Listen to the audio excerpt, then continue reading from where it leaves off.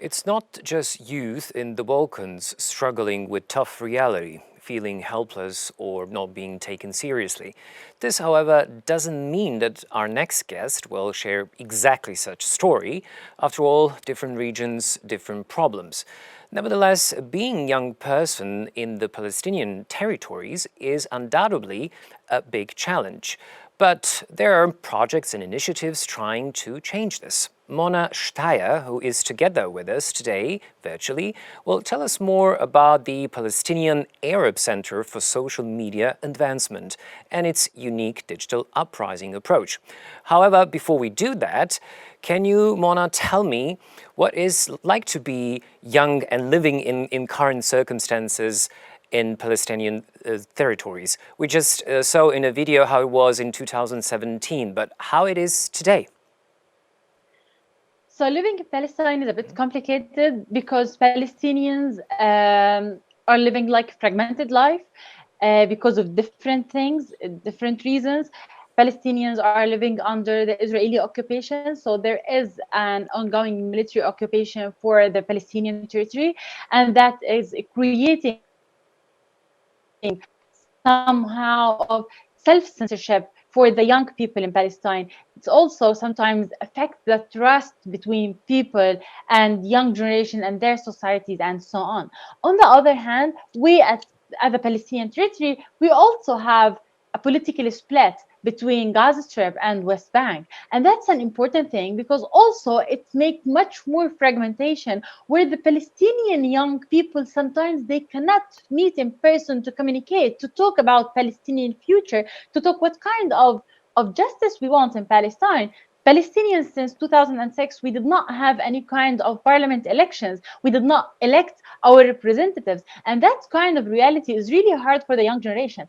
I personally have never ever elected my parliament representatives as it was like the last elections were in 2006, and at that time I was not allowed to elect my representatives. So that's a huge thing. The political circumstances, the political status that we are living in Palestine is a bit complicated. It's complex, and because of that, we as a young generation are thinking how social media, how digital tools can try to connect us to overcome the obstacle of fragmentation between the West Bank, Gaza Strip, and Palestinian citizens of Israel, but also with other Palestinians who are living in the diaspora. So that's a huge network of Palestinians. And because of that, networking through the social media platforms between the young generation is so important for us.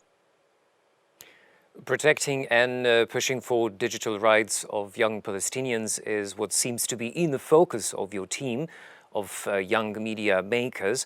But how did you reach that point, realizing the need to do more to provide information from the ground and even investigate what's false and what's truth, getting the right picture from the ground? As far as I remember, this could be the reason, and you will confirm or not, the violence you experienced in May with all those protests, riots, also Israeli airstrikes, and family members of some Palestinians have been evicted in May, triggered lots of violence in the region. So what was it like? What happened afterwards? In what direction went this initiative? As you may hear, last May, Israeli authorities were trying to force Palestinians in some neighborhoods in Jerusalem, like Sheikh Jarrah and Silwan, to force them to be displaced from their homes, their own homes.